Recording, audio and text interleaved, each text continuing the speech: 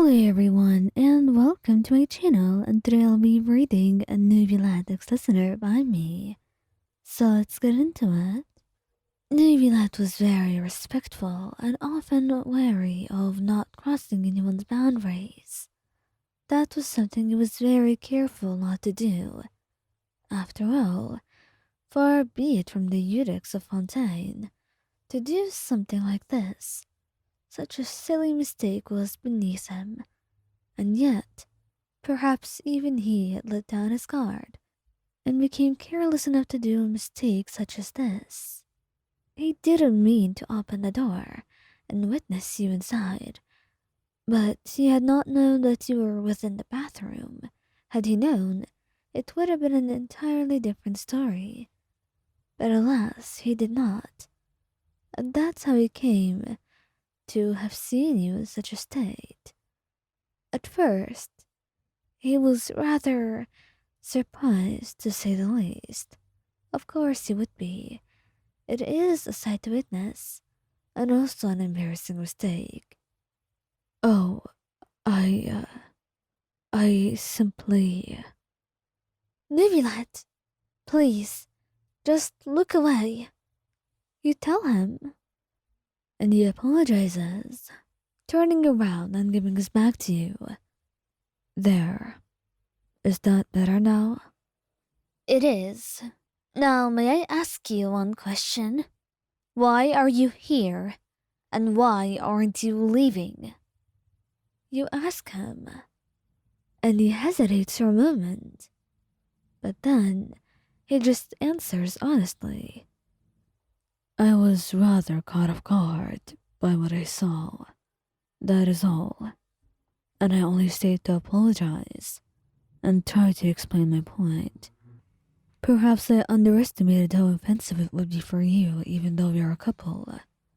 I know some humans are okay with that, but it appears you're not one of those, which is fine by all standards. I am truly and deeply sorry, darling. And as to why I came here in the first place, I just wanted to go to the bathroom and maybe bathe, but perhaps I shall wait then. As for you, you are free to take your time. I shall stop occupying it now, he says, gesturing at you and the bathroom, and the fact that he's wasting your time and wasting space as well by being here. And before you know it, the Hydra Dragon has left the bathroom, and you are standing alone, continuing what you were meant to. And although so many thoughts are in your head, none of them include being angry with him or upset in any way.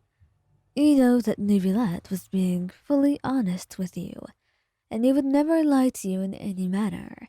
So, being mad at him is beyond you, because you do not understand how you could be mad at someone who was being so genuine, especially when he already apologized, and you're quite sure that he had no ill intentions whatsoever, and no harm befell either of you. So anger or any kind of upset over such a pointless little situation, it felt a little bit of an overreaction, truly, which is why you did not consider it very reasonable to react in that manner.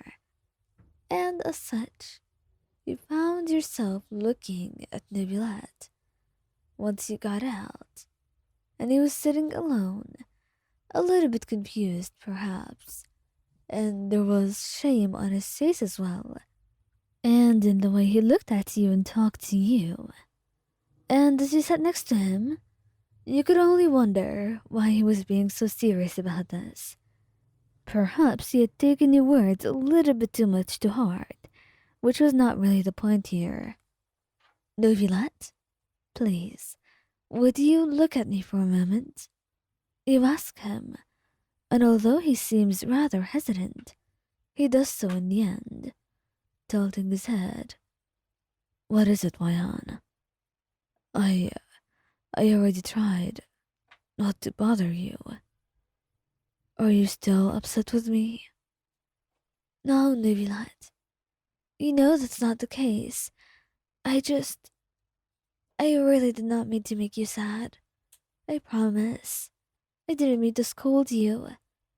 It is truly not such a serious matter. Perhaps I got unreasonably angry, but I really want to right my wrongs. If you will let me, of course. You tell him, and he seems rather interested in that, wrapping his arms around you and nodding. And soon, you begin to share with him the truth. And before you know it, there is, well, he's just a little bit less anxious. Really, that's all. But he looks at you, and you can tell he's still embarrassed by the blush on his cheeks. Neuvillette, please. It's fine, and I most likely will not remember it anyway. So there is nothing for you to worry about. Okay? You tell him, but he very much doubts that you could easily forget something like this. Regardless of his own feelings, though, he just nodded and waited until you felt comfortable and he was cuddling you in his arms. He wanted more of you, as always, and he felt a little bit uncomfortable with himself after the accident, but he was relieved that you did not seem to be upset, and to know that he did not think he was perverted or did this on purpose, because it really was not the case. He never meant to actually walk in on you while you were showering, and he's truly sorry for it.